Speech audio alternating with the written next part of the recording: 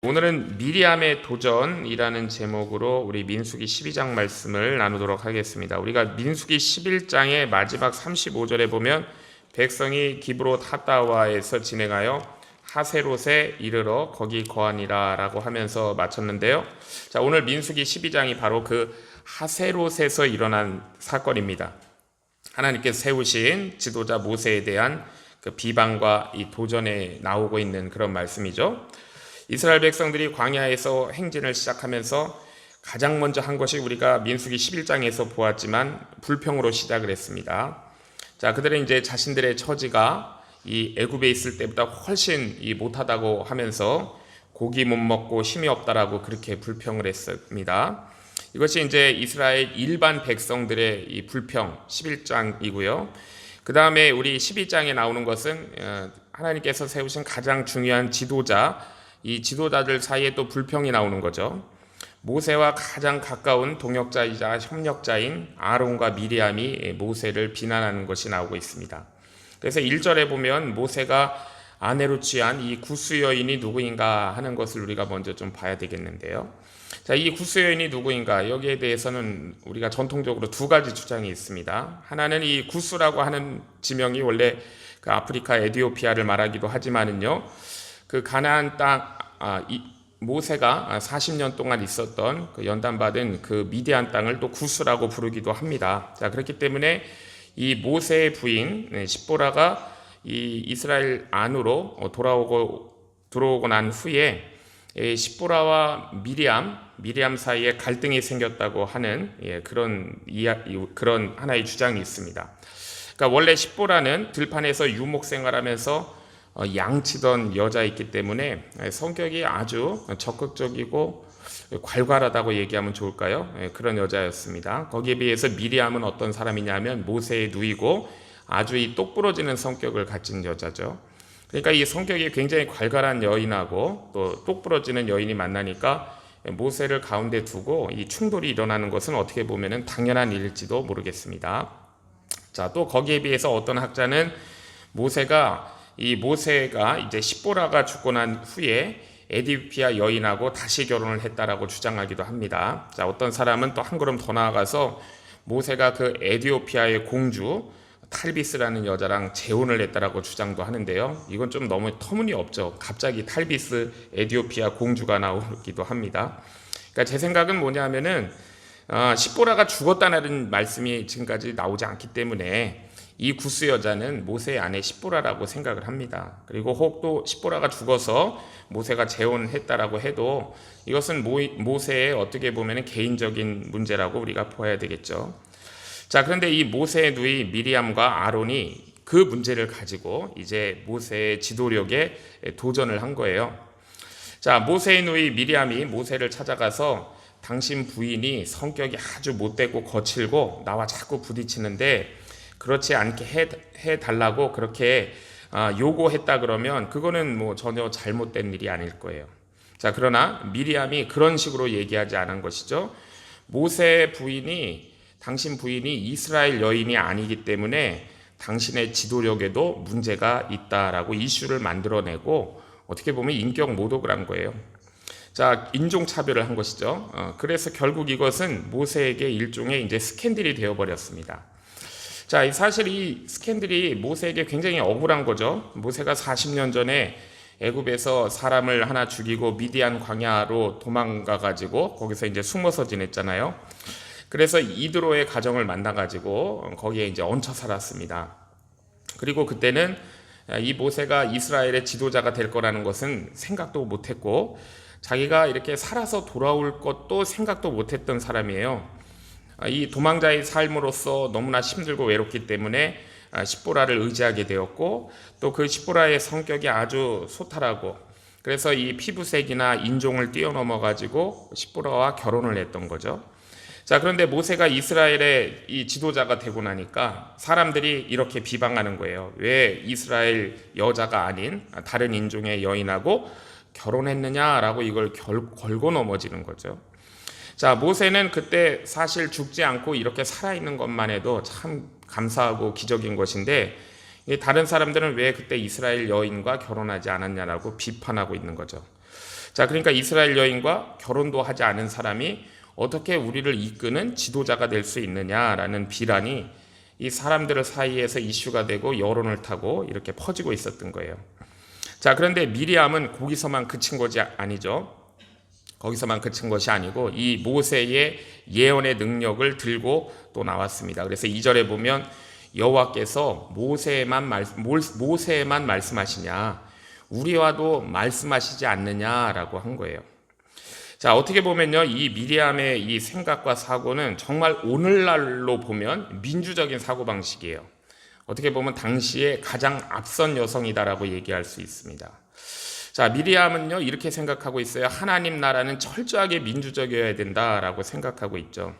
자, 당시 그 세상은 어떤 세상이냐면 이 권력을 잡은 왕 한 사람이 모든 것을 합니다. 모든 것을 쥐고 흔드는 그런 제국이에요.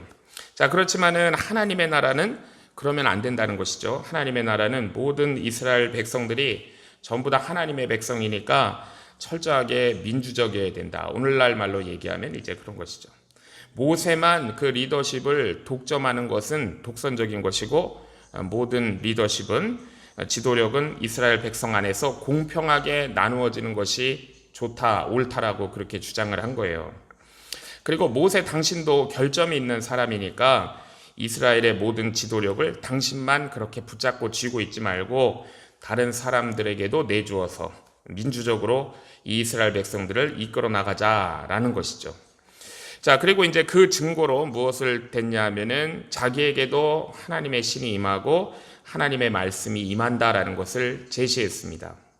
자, 그래서 여기서 우리가 이제 생각해야 될 것은 이 모세가 미디안 여자와 결혼한 것은 수치가 아니라는 것을 먼저 우리가 얘기를 해야 되고요. 모세가 미디안 여자와 결혼한 것은 그가 정말 하나님의 손 안에서 낮아졌다라는 것을 나타내는 거예요. 그가 정말 하나님의 뜻 안에서 잘 연단되었다라는 것을 보여주는 증표입니다. 자, 모세는요, 그러니까 결코 자기 부인을 자랑하지 않았을 거예요. 왜냐하면 그의 부인이 미인인 것도 아니고 어떤 많이 배운 교양 있는 여인도 아니기 때문이죠. 자, 그렇지만은 그렇다고 해서 그의 결혼이 결코 부끄러운 것은 아니었습니다. 오히려 자랑스러운 것이죠. 자, 또한 우리 하나님의 백성들은 그래서 이 우리가 과거의 삶을 너무 후회하거나 우리가 고통스러워할 필요가 없는 거예요. 자, 우리는 그 과거로 다시 돌아갈 필요가 없습니다. 우리가 자, 오늘날 하나님의 말씀을 우리가 잘 믿고 우리가 믿음으로 받고 살면 하나님께서 그 모든 것을 합력하여 선을 이루시기 때문이에요. 자, 3절 말씀을 보면은요, 이 사람 모세는 온유함이 지면의 모든 사람보다 승하더라라고 했습니다. 자, 여기서 이제 승하였다라는 것은 이긴다라는 거예요.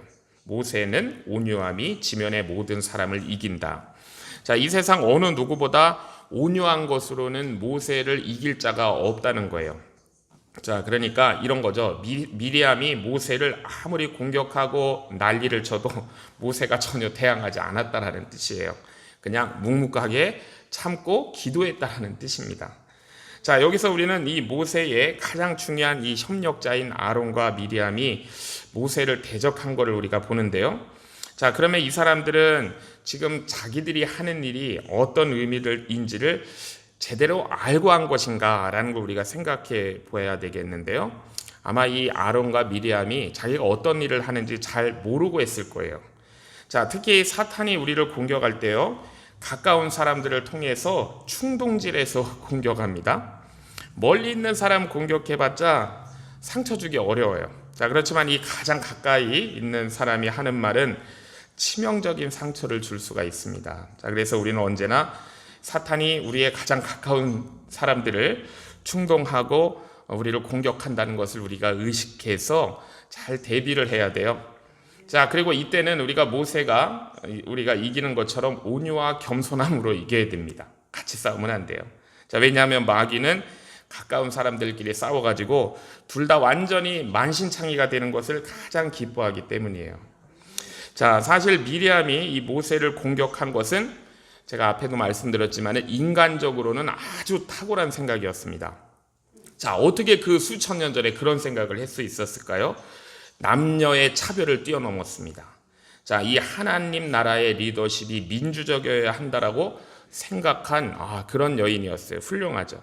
자, 그러나 하나님의 나라는요, 또 오늘 말씀을 통해서 우리가 보지만 그렇게 우리가 생각하는 것처럼 민주적인 것만은 아니다라는 것을 우리가 또 보게 됩니다. 자, 우선 2절 끝에 보면 여호와께서 이 말을 들으셨더라라고 했습니다. 여호와께서 이 말을 들으셨더라. 자, 이것이 우리가 민수기를 쭉 읽어 나가다 보면 여호와께서 이 말을 들으셨더라. 여호와께서 이 말을 들으셨더라는 것이 굉장히 많이 반복돼요. 자, 그러니까 이거 무슨 말이냐면 하나님께서는 우리가 별 생각 없이 하는 말들을 다 듣고 계신다는 거예요. 여호와께서 이 말을 들으셨더라.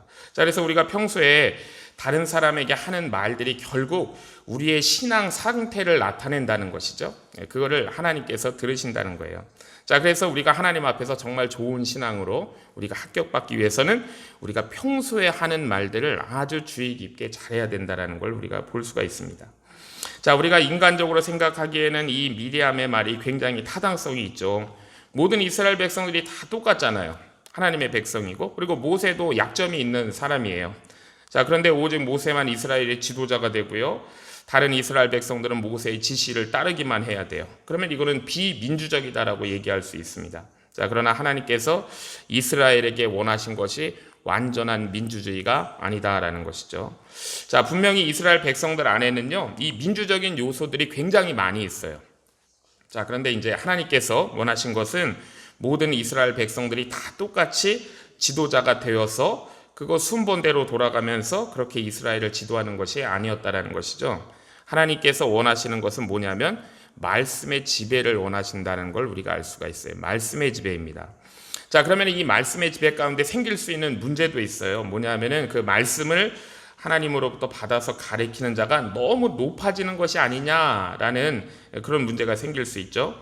하나님의 말씀을 가지고 바로 가르치면 거기에 우리가 말씀을 통해 보는 것처럼 신적인 능력들, 하나님의 능력이 나타나요. 그리고 이 세상의 어느 것과도 비교할 수 없는 존귀함이 나타나거든요. 자, 그래서 이것이 한 사람에게 독점되는 것이 너무한 것이 아니냐라고 우리가 문제를 제기할 수 있습니다. 자, 그렇기 때문에 성경에서 말씀하시는 것은 뭐냐면은 말씀을 전하는 자는 더 겸손해야 된다는 거예요. 자, 왜냐하면 하나님께서 사도 바울도 그렇게 얘기했지만 이 죄인 중에 괴수를 불러가지고 하나님이 쓰시기 때문이에요. 자, 그래서 더 조심해야 되고 더 겸손해야 되고 말씀을 전하는 자신도 그 말씀을 들어야 되는 거예요. 자, 자기는 말씀 듣지 않고 남한테 막 전하기만 하면 다른 사람은 구원받게 한 다음에 자기는 지옥 자식이 돼버리기 때문이죠. 자, 하나님께서 죄인을 통해서 말씀을 주시는 것 자체가 정말 하나님의 최고의 기적입니다. 자, 우리가 이것을 믿을 때 우리가 감사할 수 있게 되는 것이고 우리가 하나님의 은혜를 받을 수가 있는 거예요. 자, 6절에서 8절을 보면은 하나님께서는 이 하나님의 은사의 차이를 분명하게 선을 그어 말씀하시는 걸 볼 수 있는데요. 6절에서 8절을 보면 이렇게 말씀하세요. 이르시되 내 말을 들으라. 너희 중에 선지자가 있으면 나 여호와가 이상으로 나를 그에게 알리기도 하고 꿈으로 그와 말하기도 하거니와 내 종 모세와는 그렇지 아니하니 그는 나의 온 집에 충성됨이라. 자, 이 하나님께서 은사의 차이를 말씀하시는데 여기 세 가지 은사가 나옵니다. 우리가 이걸 좀 비교할 수 있어야 되는데 첫 번째는 뭐냐면 우리가 11장에서 보았던 것처럼 70명의 지도자에게 성령이 임했어요. 그래서 그들이 예언을 했잖아요. 그들이 성령의 충만함을 받고 예언한 것을 우리가 말씀을 이미 봤습니다. 자, 그러나 여기서 말한 예언이라는 것은 일종의 영적인 체험을 얘기하는 거예요. 이 엑스타시 상태입니다. 몸이 막 떨리면서 이제 방언을 말하기도 하고 그러니까 성령으로 인해서 극도로 흥분된 상태를 말한 거예요. 자, 이것이 이제 어떻게 보면 영적 체험으로 우리가 육체적인 면에서 보면 가장 강력한 체험을 한 겁니다. 그들이. 자, 그 다음에 이제 두 번째 또 어떤 은사가 나오냐면은 미리암이 받은 성령의 은사예요. 두 번째 종류는. 자, 이것은 70명의 그 지도자들이, 장로들이 받은 것과는 좀 다른 것입니다. 자, 이건 뭐였냐면 꿈이나 환상으로 하나님의 말씀을 받은 거예요. 자, 그러나 이것은 이미지로 본 거예요. 이미지로 본 것이지 환상을 보고 꿈을 꾼다는 것 대단한 것이지만 이것은 이미지였습니다. 자, 그렇지만은 모세에게 나타난 건 뭐냐면요, 언어적인 거예요. 모세에게 나타난 건 언어적인 것. 그러니까 하나님께서 모세에게 개인적 영적인 어떤 흥분을 주신 것도 아니고 꿈이나 환상으로 주신 것도 아니고 대면하여 알아들을 수 있는 말씀으로 그에게는 메시지를 주신 거예요. 자, 그래서 이 세 가지 중에서 가장 체험적으로, 육체적인 체험적으로 가장 강한 것은 70인의 장로들이 받은 예언, 그게 가장 강력한 거예요. 육체적으로는 완전히 영적인, 이건 흥분 상태와 같은 것이죠. 자, 그러나 이것은 은사 중에서는 어떻게 보면 가장 낮은 거예요. 자, 그리고 미리암이 받았던 꿈이나 환상도 귀한 것이지만 언어적인 메시지와는 이것도 비교할 수가 없는 거예요. 자, 그래서 하나님께서 가장 비중 있게 보시는 것은 뭐냐면 언어적인 메시지를 가장 비중 있게 보신다라는 걸 우리가 알 수가 있어요. 즉 하나님께서 이 언어적인 메시지를 가지고 뭐라고 말씀하셨냐면 모세가 나의 온 집에 충성되었다라고 말씀했어요. 즉 다른 사람들은 어떻게 보면 잔치집에 초대된 손님들과 같은 거예요. 거기에 이제 베풀어진 음식, 맛있는 음식 요리를 먹고 그렇게 자랑하는 상태인 것 같은 거예요. 자, 그러나 모세는요, 이 모든 잔치를 다 맡고 주관하는 청직이에요. 충성된 종이다라는 것입니다. 자, 우리가요, 단지 이 천국 잔치에 그냥 손님에 머물지 않고 우리가 하나님의 충성된 종이 되려면 언어적인 메시지, 즉 하나님의 말씀을 붙들어야 되는 거예요. 자, 그러면 정말 충성된 종이 되는 것입니다. 자, 그리고 종에서 한 걸음 더 나아가서 자, 하나님께서는 모세를 하나님의 친구다라고 부르셨어요. 하나님의 친구가 될 수 있는 거예요. 자, 그러나 감동은 70인의 그 장로가 가장 강했고요. 그 다음에 이 미리암의 꿈이나 환상이었고, 그 다음이 모세와 하나님의 대화였어요. 그러니까 모세와 하나님의 대화가 인간적인 감동으로는 가장 낮아요. 자, 그러니까 우리가 어떤 체험의 강도만 가지고 이 진리의 진실성을 이것을 확인하려고 해서는 안 된다라는 것을 우리가 또 알 수가 있습니다. 자, 우리가 한번 생각을 해봐요. 다른 종교 가진 사람들도요, 왜 그 종교를 믿을까요? 저희 고모도 예전에 이제 불교 신자로 평생 살다가 나중에 제가 영접 기도를 해드린 적이 있는데 왜 저희 고모가 그렇게 불교에 평생도록 헌신했을까요? 그 안에 심오한 체험과 감동이 있기 때문이에요. 저희 고모도 보니까 이 불경을 외면서 뭔가 방언 비슷한 그런 막 영적인 체험들을 하는 거예요. 자, 그러나 그것이 진정한 진리가 아니라는 것을 우리는 분명히 알고 있잖아요. 자, 우리는 감동이 있든지 없든지 하나님의 말씀을 충성되게 붙잡아야 되는 거예요. 자, 그 말씀에 그리고 순종해야 되는 거예요. 그러면 우리는 하나님의 가장 충성된 종으로 우리가 쓰임을 받고 있는 것입니다. 자, 9절에서 10절을 보면은요, 하나님께서는 미리암의 반발에 대해서 진노하셨어요. 하나님이 미리암에 대하여 진노하셨다는 것은 그의 생각이나 주장에 대해서 기뻐하지 않으셨다라는 뜻입니다. 하나님은 미리암의 주장에 문제가 있다라고 보셨어요. 자, 무엇보다 하나님은 이 미리암이 지켜야 할 자리를 이탈한 것으로 보셨습니다. 자, 우리 죄라는 것이 원래 이 히브리어의 원어 뜻은 관역을 빗나갔다라는 것이 죄의 뜻이에요. 관역을 빗나갔다. 날아가야 할 곳으로 날아가지 않고 잘못 날아간 게 죄라는 거예요. 자신이 지켜야 할 자리를 벗어나서 하나님의 뜻에 대해서 도전하는 것이 죄라는 거예요. 하나님께서 진노하시고 미리암은 문둥병, 나병에 걸렸습니다. 자, 미리암이 이 문둥병에 걸리니까요, 이 문둥병이 이제 역사적으로 굉장히 천대를 받게 되는 거예요. 자, 그래서 본의 아니게 이 나병 환자들이 정신적으로 큰 고통을 받게 된 거죠. 모든 나병이 다 하나님의 저주라거나 하나님의 뜻에 불순종한 심판이라는 의미로 우리는 그렇게 받아들이면 안 돼요. 사실 그렇게 보면은요, 우리 인간들 중에서 이 나병에 걸리지 않을 사람이 하나도 없기 때문이에요. 자, 하나님께서 그러니까 하나의 이 비유를 나병을 사용하신 것이죠. 왜냐하면 이 무엇보다 나병의 특징이 뭐냐면 감각이 없어지는 것이 나병의 특징이에요. 자기도 모르는 사이에 썩어 들어가는 것이 영적인 교만, 영적인 나병임을 우리에게 말씀하시는 거예요. 나도 모르는 사이에 나의 정신과 육체를 썩게 만들고 다른 사람들도 썩게 만드는 것이 영적인 교만이라는 것을 성경에서는 나병으로 말씀하세요. 그래서 이 미리암의 나병은 우리의 영적인 교만이 얼마나 무서운 것인지를 경고하시는 겁니다. 자, 그러면 왜 아론은 나병에 안 걸렸을까? 아론은 사실 주동자가 아니기 때문이에요. 아론이 우리가 출애굽기에서 보았지만 성격적으로 아주 유약한 사람이었습니다. 다른 사람들이 뭐라 그러면 쉽게 쫓아가는 사람들이었어요. 그래서 그는 유약했기 때문에 몇 번씩 죄 짓는 편에 서게 됐고요. 또 그렇게 될 때마다 그가 어떻게 보면 주동자로 그렇게 몰리게 되었습니다. 그렇지만 주동자는 아니었어요. 자, 그런데 아론은 보면은요, 또 회개하는 것도 굉장히 빨라요. 우리가 11절 13절에 보면은 아론이 이제 회개를 했고요. 그리고 나서 모세가 또 회개를 하는 것을 우리가 볼 수 있습니다. 그때 하나님께서 대답을 주셨는데, 말씀을 주셨는데 아주 무서운 말씀이에요. 우리가 14절에 보면 여호와께서 모세에게 이르시되 그의 아비가 그의 얼굴에 침을 뱉었을지라도 그가 7일간 부끄러워하지 아니하겠느냐. 그런즉 그를 그 짐 밖에 7일을 가두고 그 후에 돌아오게 할지니라 라고 했습니다. 그러니까 자식이 못된 짓을 하면은요, 아버지는 그 자식에게 침을 뱉고 저주를 한다는 거예요. 그러면 7일 동안은 이제 갇혀서 근신을 해야 됐다는 거예요. 그런데 이 미리암의 이 병은 하나님께서 그에게 침을 뱉은 것과 같다는 겁니다. 그러니까 하나님께서 불쾌해서 침을 뱉으셨기 때문에 어떻게 이 병을 바로 고칠 수 있겠느냐라는 말씀이에요. 7일 동안 짐 밖으로 내보내라 라는 것이죠. 자, 우리가 어떤 은사를 받았거나 꿈을 꿨다고 해서 이렇게 하나님의 말씀을 무시하고 자기 마음대로 하면 하나님이 침뱉어 버리겠다는 거예요.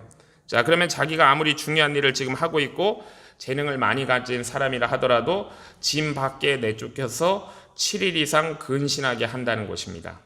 자, 그래서 진정으로 성령을 받은 그런 사람의 특징은 온유와 겸손이에요. 매우 겸손하다는 것입니다. 자, 그리고 하나님의 말씀을 더 사모하는 사람임을 알 수가 있어요. 자, 하나님께서 침을 뱉으신다는 표현을 쓰신 것을 보면은요, 자, 이것은 이제 미리암을 버리기 일보 직전이다라는 걸 알 수가 있습니다. 자, 거기서 이제 한 발치만 더 뒤로 물러서면은요, 이제 지옥인 거예요. 자, 15절에서 16절을 보면 이스라엘 백성들은 미리암이 이제 깨끗함을 받을 동안 진행할 수가 없었어요.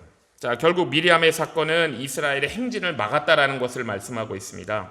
자, 모든 것을 민주적으로 하고 모든 은사를 다 인정하게 되면은 이스라엘은 더 빨리 행진할 수 있을 줄 알았던 거예요, 미리암이. 그런데 오히려 더 앞으로 나아가지 못하게 만들었고, 이 문제가 해결받을 때까지 이스라엘이 멈추어야만 했다라는 것을 말씀하고 있습니다. 자, 그러니까 우리가 오늘 말씀을 통해 가장 중요한 것이 무엇인가, 하나님의 말씀이라는 것을 우리가 깨달을 수가 있어요. 은사나 그런 체험 같은 것들은 말씀을 더욱 풍성하게 하도록 주신 하나님의 귀한 선물이지 하나님의 말씀보다 결코 앞설 수 없다는 것을 우리에게 알려주시는 거예요. 또한 우리가 주님의 일을 하면서 사람들의 인정이나 칭찬을 구하기보다 하나님 앞에서 우리가 충성된 종으로 온유와 겸손으로 설 것을 힘써야 되겠다라는 것을 알려주십니다. 우리가 다 연약하고 부족하지만 하나님의 말씀이 절대적인 기준이 되어야 한다는 거예요. 자, 오늘도 우리 안에 있는 영적인 나병들을 다 치료받고 우리가 다시 앞으로 힘차게 하나님의 백성으로 전진하는 그런 은혜가 있기를 주의 이름으로 축복합니다. 기도하겠습니다. 하나님 아버지, 오늘 주신 말씀을 통하여 우리의 생각과 감정이 아무리 옳아 보일지라도 하나님의 말씀보다 앞설 수 없음을 보게 하시니 감사합니다.